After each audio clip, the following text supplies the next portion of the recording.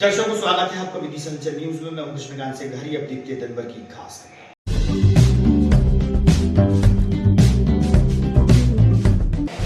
वीरांगना रानी अवंतीबाई लोधी के बलिदान दिवस पर समाज बंधुओं ने परमार्थ हेतु किया रक्तदान, जो आएगा लोगों के काम।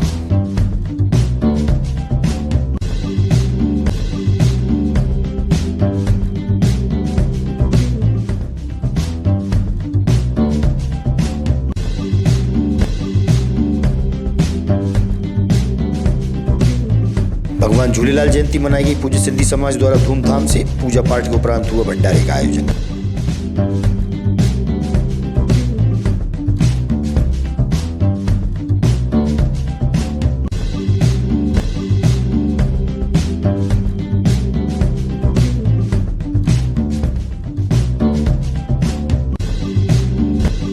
और गंज बासोदा में बेतवा नदी में नहाने गए युवक की तलाश में जुटी एसडीआरएफ की टीम। शुरू किया था रेस्क्यू।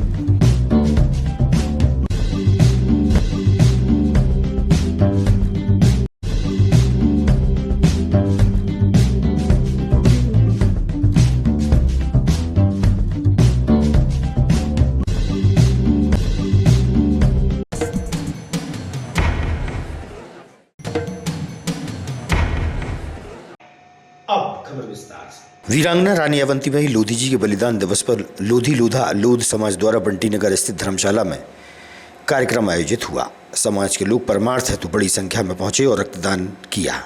समाज बंधुओं ने दी जानकारी।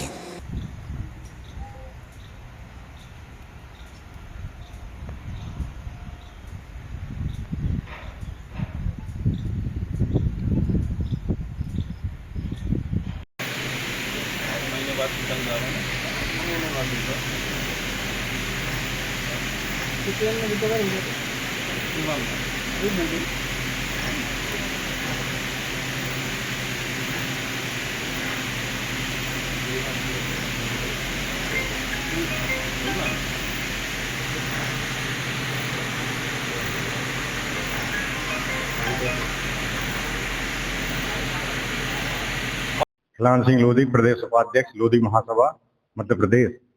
आज हमारे रानी अवंतीबाई जी का 168वां बलिदान दिवस मनाया गया। इस कार्यक्रम के उपरांत लोधी धर्मशाला में हम समाज बंधुओं ने आज से एक नया निर्माण चालू किया है, जिसमें हम लोगों ने रक्तदान के लिए लगभग समाज के 50-60 लोग यहाँ एकत्रित होकर और हम सब मिलकर रक्तदान दें। मेरा नाम इंजीनियर आर.एस. लोधी, प्रदेश संयोजक आलोक संघ मध्य प्रदेश। आज का कार्यक्रम कहाँ पर है और किनके उद्देश्य? आज वीरांगना रानी अवंतीबाई लोधी जी का 168वां बलिदान दिवस मनाया जा रहा है। इसका मुख्य कार्यक्रम डिंडौरी जिले में आयोजित हो रहा है, जहाँ पर शासकीय कार्यक्रम होता है। माननीय मुख्यमंत्री जी वहाँ पर पहुँच रहे हैं। यहाँ पर इस बार हमने ये नया किया है, अखिल भारतीय लोधी लोधा लोध अधिकारी कर्मचारी संघ आलोक संगठन और समाज के सभी संगठनों के साथ में मिलकर पहले माल्यार्पण किया अवंतीबाई चौराहे पर, और उसके पश्चात यहाँ पर लगभग 50 लोगों द्वारा रक्तदान किया जाएगा, जो प्रक्रिया चालू है। रानी अवंतीबाई जी समाज की ही नहीं, पूरे देश की सभी लोगों की है। रानी ने देश के लिए अपनी जान न्यौछावर की है अंग्रेजों के खिलाफ लड़ते लड़ते, और जब उन्हें लगा अंग्रेजों के खिलाफ कि अब मेरी जान नहीं बचेगी, तो उन्होंने इसको देखते हुए कि एक मैं वीरांगना हूँ, भारतीय नारी हूँ, तो उन्होंने अपना शरीर जीते जीत किसी के हाथ में स्पर्श न करे किसी का हाथ, इसलिए उन्होंने खुद अपनी जान न्यौछावर कर दी। और इस तरह से उनकी याद में आज ये कार्यक्रम यहाँ पर मनाया जा रहा है, रक्तदान शिविर आयोजित करके पूरे समाज की ओर से। और मैं इसके साथ में एक और संदेश देना चाहता हूँ कि 28 अप्रैल 2026 को भगवान झूलेलाल जी की जयंती के अवसर पर पूज्य सिंधी समाज द्वारा डंडापोरा स्थित धर्मशाला में उनकी पूजा आराधना की। वहीं भंडारे में बड़ी संख्या में समाज के लोग शामिल हुए। इस मौके पर शहर के वरिष्ठ और गणमान्य भी पहुंचे और धूमधाम से भगवान झूलेलाल जी की जयंती मनाई।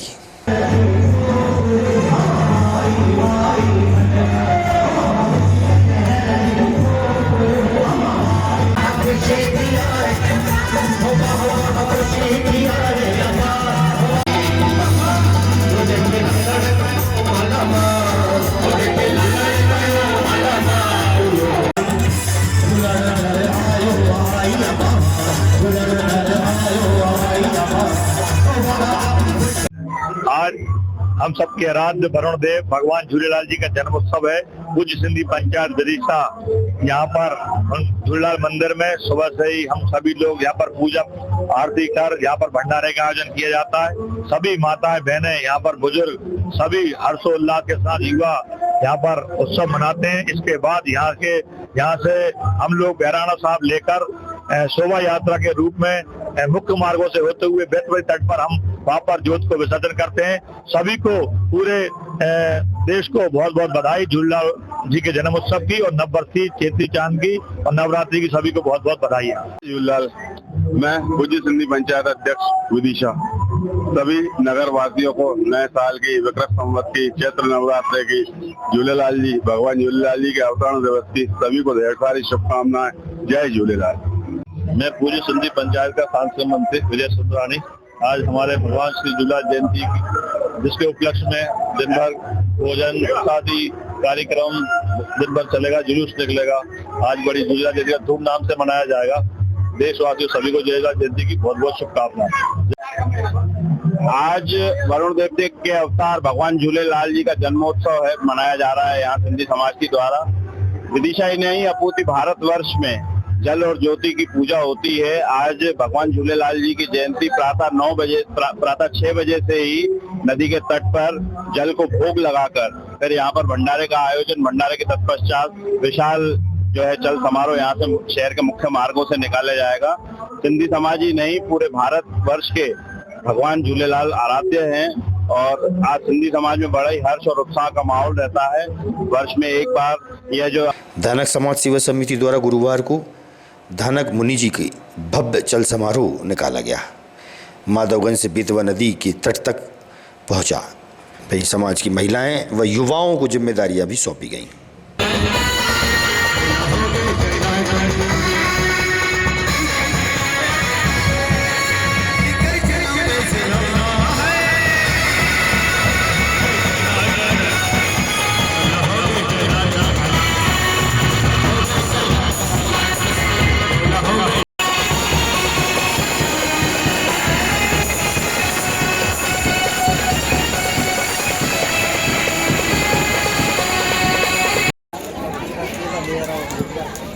मैं तो भाभी से निवेदन करता हूं कि वे हमारे नवनिर्वाचित महिला प्रकोष्ठ की सखी बंसल जी का फूलमाला से स्वागत करें। जिला अध्यक्ष राजेंद्र कुमार बंसल समाज सेवा समिति।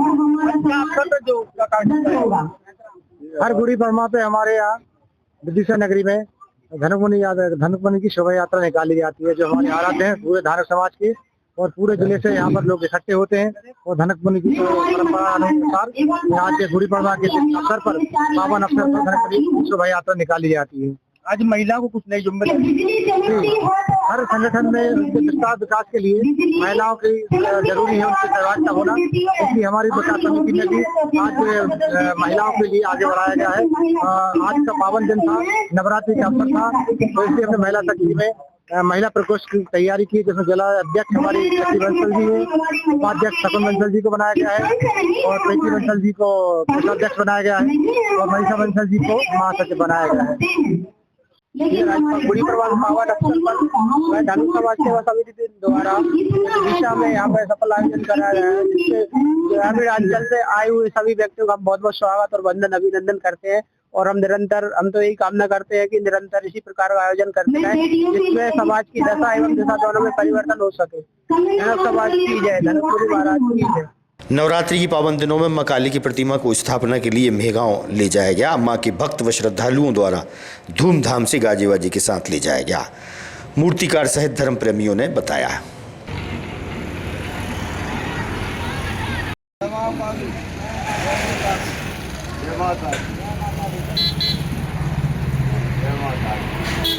आपका रमेश नाथ कहाँ के रहने वाले? मैं गाँव में। ये कौन किनकी प्रतिमा है? काली जी। कहाँ ले जा रहे हैं आप? मैं गाँव। तो चैत्र की नवरात्रि में, नवरात्रि में बैसाखी लगती है, चैत्र की नवरात्रि में जिनमें भी लगती है। अच्छा, कब से स्थापना कर रहे हैं वहाँ पे आप? हमें तो 25 साल से ऊपर हो गए। अच्छा, कहाँ से दूसरी तरह ले जा रहे हैं? हाँ।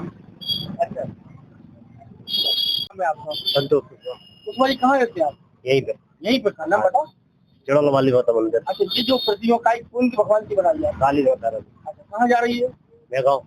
मेगांव। तो वो अपनी सर्दी नवरात्रि में झांकी लगती है, इस बार भी लगती है? हाँ, वो लगाते हैं कुछ जो बाड़ी वाड़िया रखते हैं ना, उसमें लगाते हैं, मंदिर पे लगाते हैं। ऑटो चालक संतोष मुले ने बताया कि 7 मार्च को मेडिकल कॉलेज की आउटसोर्स कर्मचारी महिला को यात्री के रूप में मेडिकल कॉलेज छोड़ा था। गेट पर एम्बुलेंस वाले वाहन होने के कारण गेट के नजदीक उतारा था। तब महिला कर्मचारी ने एक युवक के साथ उसके साथ मारपीट की थी। मेडिकल होने के बाद भी न्याय न मिलने से नाराज मामले को तिलांजलि के उद्देश्य से मुंडन कराते हुए मृत्यु की अंतिम क्रिया करने का निर्णय लिया। वहीं अपनी व्यथा मीडिया के समक्ष भी रखी।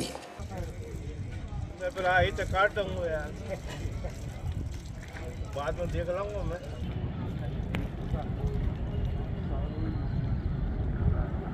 क्या लगाना नाना बताओ। अच्छा तो पर्चे में ही लगा दो। क्या नाम है आपका?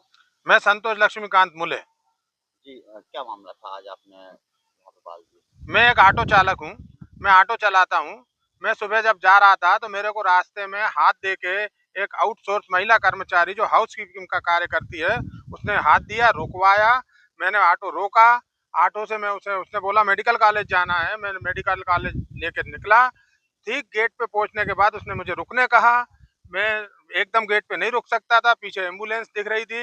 मैं थोड़ा सा कुछ आगे चल के रुका। इस बात पे उत्तेजित होकर उसने मुझे जोरदार थप्पड़ मार दिया, जिससे मेरा चश्मा टूट गया और बहुत तो कुछ ऐसी क्रियाएं हो गई जो मैं बता नहीं पा रहा कैमरे के आगे, है ना। इसके बाद में मैंने फिर उससे कहा भी कि ये गलत कर दिया, लेकिन उसने मेरे को बोला कि मैं तुम्हें देख लूंगी, ऐसा कह के और मेरे को जल्दी है कह के पैसे मेरे ऑटो में गद्दी के नीचे रख के और चली गई।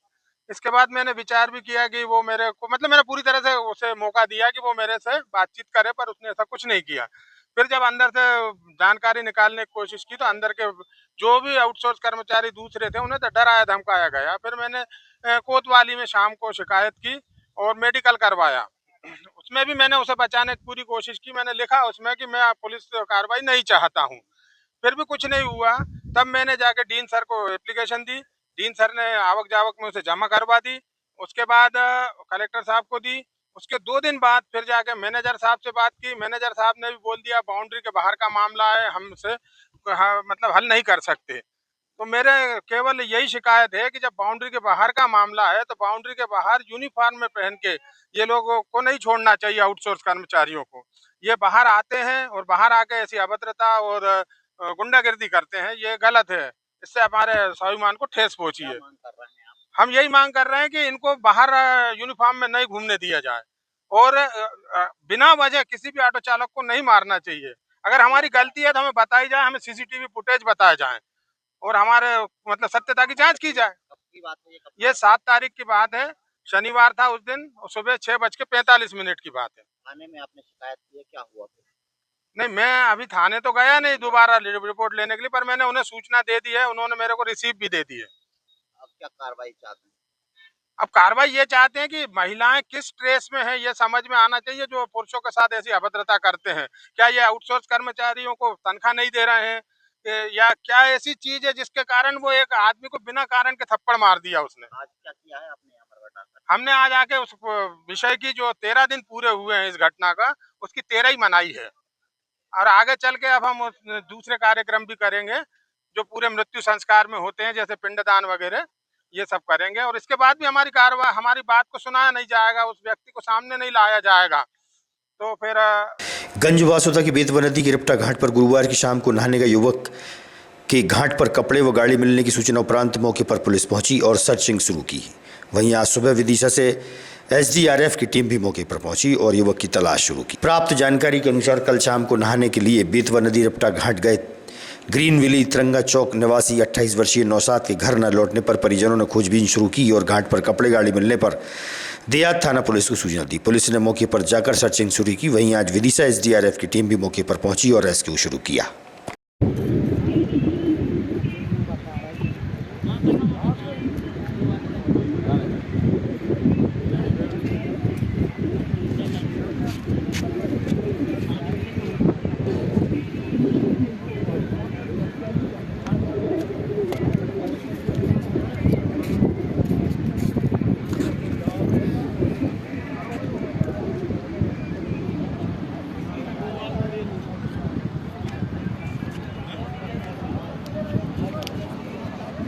ये है भोपाल में बाजार से बाजार जाएंगे वो लौटने आएंगे। आगामी खबरों के लिए आप देखते रहिएगा विधि संचल न्यूज। हमें दीजिए इजाजत।